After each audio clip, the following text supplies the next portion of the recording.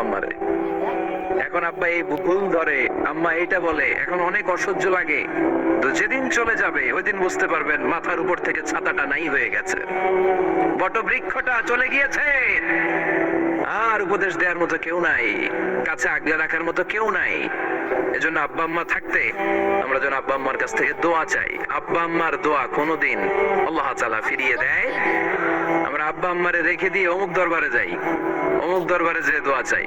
আসল বড় দরবার যে আমার ঘরে, এটাই বলে যাই। আমার আব্বার চেয়ে বড় কোনো পীর সাহেব আমার জন্য হতে পারে, আমার মায়ের চেয়ে বড় দোয়াকারী আমার জন্য পৃথিবীতে থাকতে পারে।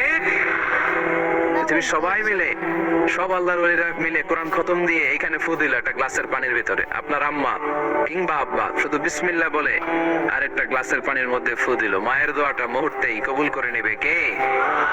আম্মা আব্বার চেহারার দিকে তাকালেই কবুল হজের সওয়াব দেয় কে? হজ করে আসছেন কারা কারা দেখি?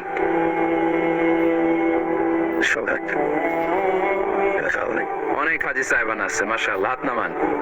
এই যে 3 লক্ষ 4 লক্ষ টাকা খরচ করে হজ করে আসলেন, আপনার হজটা আল্লাহর কাছে গ্রান্টেড, কবুল হয়েছে।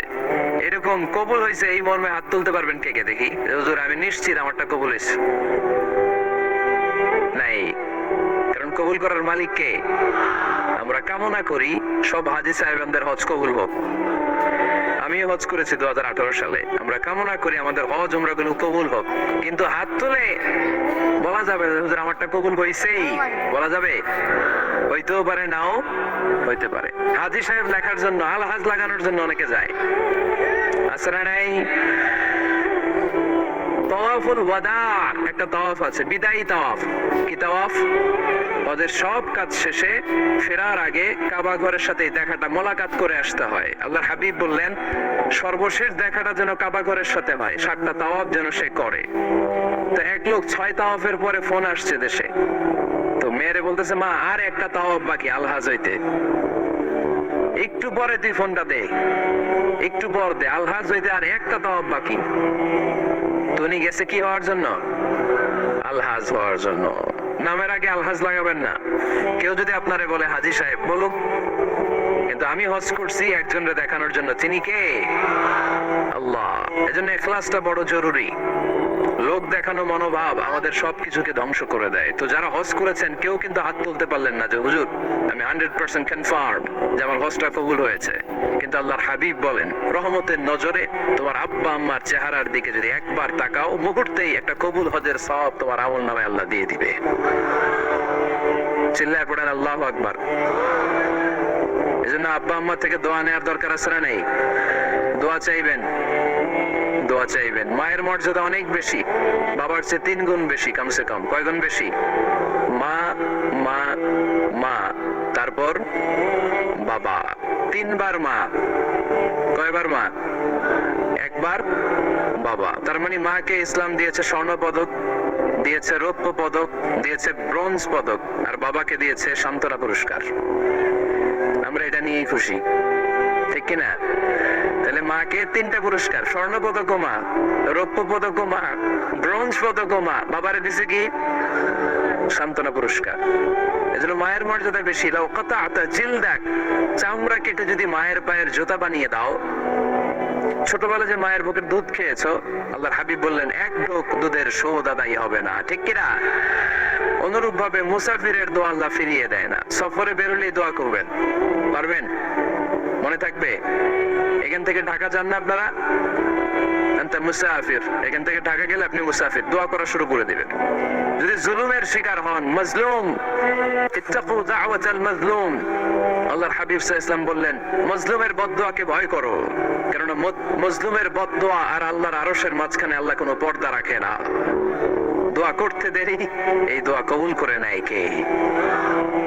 মাজলুমের দোয়া আল্লাহ তাআলা কবুল করে। এজন্য আব্বা আম্মার কাছ থেকে যেন আমরা বেশি বেশি দোয়া নিতে পারি। আল্লাহ তুমি তৌফিক দাও। দোয়া চাওয়াও সুন্নাহ, দোয়া করাও সুন্নাহ। বুঝতে পেরেছেন? দোয়া নিজের জন্যও করবেন, অন্যের জন্যও করবেন।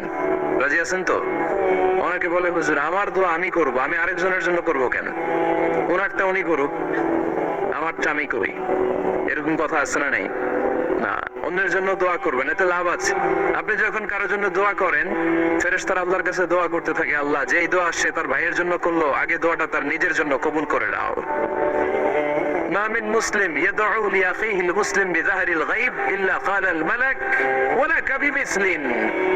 ফেরেশতারা বলে ওয়ালাকা বিমিসলিন, আপনি দোয়া করলেন আল্লাহ আমার এই ভাইটার টাকা পয়সা নাই, তুমি তারে ধনী বানায় দাও। ফেরেশতারা তখন বলে ওয়ালাকা বিমিসলিন, মানে আল্লাহ যিনি দোয়া করতেছে আগে তারে ধনী বানিয়ে দাও। সুবহানাল্লাহ কইতে পারলেন না? আরো জোরে বলেন সুবহানাল্লাহ। একটানা ডর করে কও বাজি সুবহানাল্লাহ। আপনার ভাই অসুস্থ, আপনি দোয়া করলেন আল্লাহ আমার ভাইটা অসুস্থ, তাই তুমি সুস্থ করে দাও। ফেরেশতারা বলে ওয়ালাকা বিমিসলিন, মানে আল্লাহ যিনি দোয়া করতেছে তার কোনো রোগ বালাই থাকলে আগে তারে সুস্থ করে দাও। তাই জন্য অন্যের জন্য দোয়ার দরকার আছে না নেই? আল্লাহর হাবিব সাল্লাল্লাহু আলাইহি ওয়াসাল্লাম বলেন দুআ মুখুল ইবাদা, দোয়া হচ্ছে ইবাদতের নির্যাস।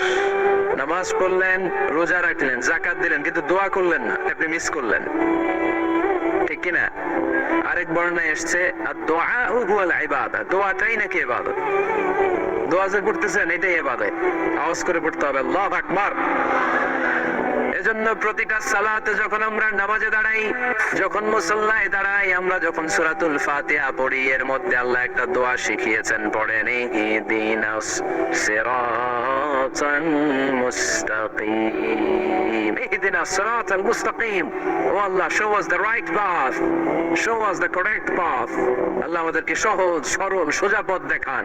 আল্লাহর হাবিব সাল্লাল্লাহু আলাইহি ওয়াসাল্লাম একবার খেজুর গাছের ডাল দিয়ে মরুভূমিতে একটা টান মারলেন, সোজা একটা টান, আর ডানে বায়ে অনেকগুলো দাগ কাটলেন। আল্লাহর হাবিব বললেন ডানের ছোট ছোট রাস্তাগুলো শয়তানের রাস্তা, ওরা হাতছানি দেয়, আসো নাচের অনুষ্ঠানে আসো, গানের অনুষ্ঠানে আসো, মদের আড্ডা খানায় আসো, জুয়া খেলাতে আসো, ওইদিকে যাওয়া যাবে না। মুমিনের রাস্তাটা সোজা, এটা সিরাতুল মুস্তাকিম।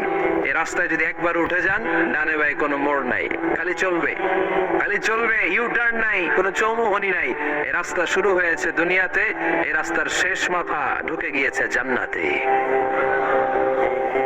এজন্য প্রতিদিন সালাতে আমরা পড়ি আল্লাহ তুমি আমাদেরকে সরল সঠিক পথ দেখাও। আমরা যদি কোনোদিন রাস্তা হারিয়ে ফেলি, আমাদেরকে রাস্তা দেখায় কে? আমি যদি কোনোদিন পথ ভুলে যাই, হাত ছানি দিয়ে কাছে নিও, মমতার বন্ধনে আমায় বেঁধে সব ভুল ক্ষমা করে দিও। পড়েন আমিন। এজন্য সালাতের মধ্যে দোয়া আছে না নেই? প্রতিদিন আমরা দোয়া করি, দোয়াটা পড়ি, কিন্তু অর্থ বুঝি না। এর চাইতে দামি দোয়া হতে পারে ইহদিনাস সিরাতাল মুস্তাকিম, আল্লাহ সিরাতুল মুস্তাকিমের পথ দেখাও, সোজা পথ। এই জন্য দোয়ার গুরুত্বের কোনো শেষ নাই, এটা অনেক গুরুত্বপূর্ণ। ইটস অ্যান আর্ট, দোয়াটা একটা শিল্প। দোয়াটা কি? একটা শিল্প। এটাকে রপ্ত করতে জানতে হয়, এটাকে আত্মস্থ করতে জানতে হয়। সব কাজের মধ্যে first class, second class, third class আছে না নেই? কারো দোয়া থার্ড ক্লাস দোয়া, কারোটা সেকেন্ড ক্লাস, কেউ করতে পারে ফার্স্ট